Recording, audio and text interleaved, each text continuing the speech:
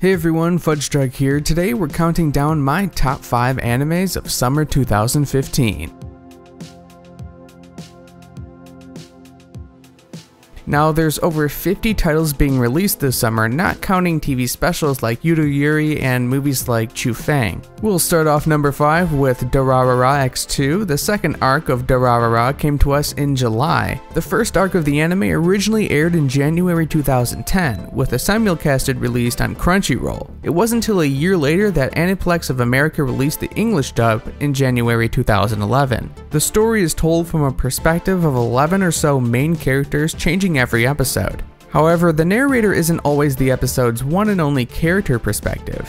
One of the few constants given in every episode is that the narrator gives his own opinion on the current situation that the characters are in. The second series comes half a year later after the events of Durarara Season 1.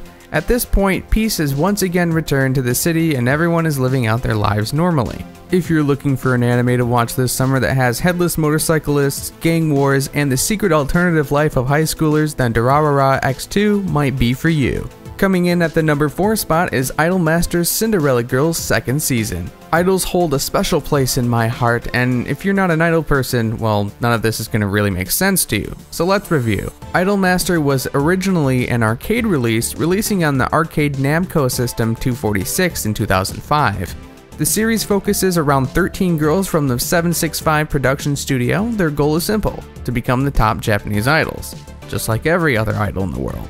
In the terms of Cinderella stories, the game and series takes place at the 346 Pro Talent Agency, where a producer is raising a group of idols to stardom in what is known as the Cinderella Project. If you're looking to get your idol fix this summer, anything Idolmaster is a pretty safe bet. You're pretty safe there. There's a lot of warm, fluffy, happy moments in Idolmaster, so you really can't go wrong with it if you're looking for an idol anime. At number 3, we have To Love Ru Darkness Second. To Love Ru is currently in its 4th season. Not counting the OVAs, the story of To Love Ru revolves around our main character, Rito Yuki. He's a high school student that's trying to solve the age-old problem that we all face in high school, at least, well, I did, to confessing to the girl of his dreams, Haruna Sorenji. Okay guys, let's face it, not all of us have the power to confess our love to our 2D animated waifus. Trust me, I'm still working on that. To make a long story short, and to prevent spoilers, Rito finds himself naked in a tub with Lala, a princess from the planet Devil Duke. Now this is where it gets interesting. Lala decides that she wants to marry Rito, but there's a catch. Lala's father finds out and he threatens to kill Rito and destroy the planet if he can't meet his expectations by fending off Lala's potential suitors. To Love Ru Darkness Second picks up where Darkness left off, and honestly, if I talked about it too much, I'd start to give away some of the series and some of its new characters, and where's the fun in that?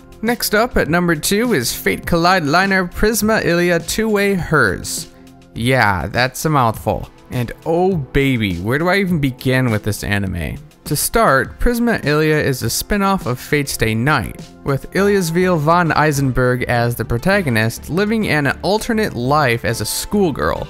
We also see some other iconic characters such as Rin and Livia throughout the seasons as supporting characters. The first season really focused on the development of the characters, their teetering friendship, and their shiny new magical girl powers. With the introduction of the second season, Two-Way, we're introduced with a character that looks just like Illya, and one thing leads to another and you've got two girls kissing in the woods.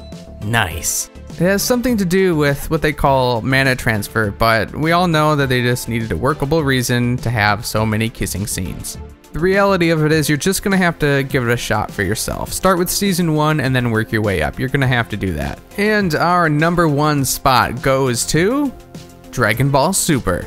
If you didn't guess it already, then shame on you. The Dragon Ball series is my all-time favorite anime series. Seriously, like my favorite one ever to this day. Personally, I've watched everything Dragon Ball related multiple times over. So after 18 years of no new series for Dragon Ball Super comes out and it has me more excited than you could ever possibly imagine.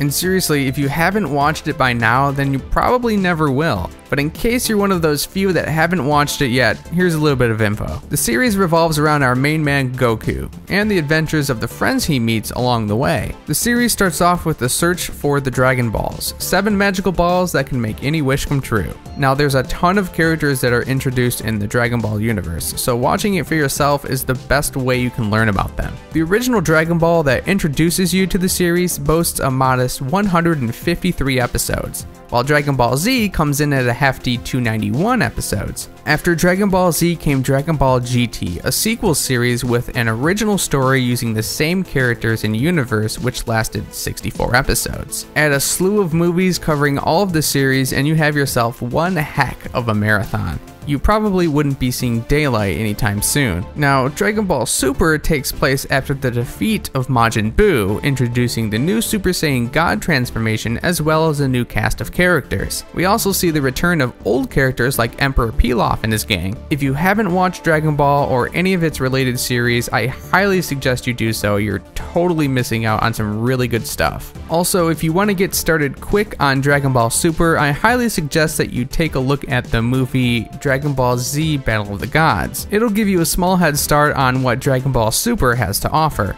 Well guys, that's it. That's my list for the top 5 animes of summer 2015. How would you rank your top 5 animes for this summer? I know that there's a lot of different animes out and I'd really like to hear some of your opinions. Don't forget to punch that subscribe button for more anime videos just like this one. I'll see you guys in the next video.